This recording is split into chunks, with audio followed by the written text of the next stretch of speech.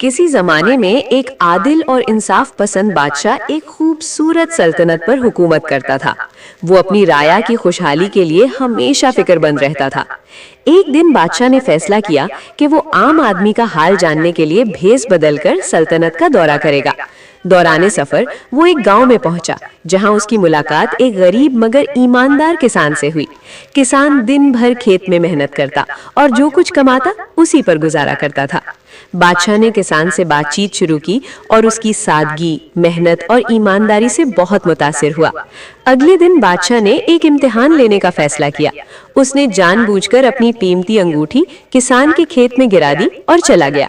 शाम को किसान को खेत में वो अंगूठी मिली। वो समझ गया कि ये किसी अमीर शख्स की है, इसलिए उसने बगैर लालच के अगले दिन ऐलान करवाया कि जिसकी अंगूठी है वो आकर ले जाए। बादशाह दोबारा किसान के पास आया और अंगूठी की पहचान बताई। किसान ने खुशी से अंगूठी वापस कर दी। बादशाह ने अपनी असल पहचान जाहिर की और किसान की ईमानदारी से बहुत खुश हुआ।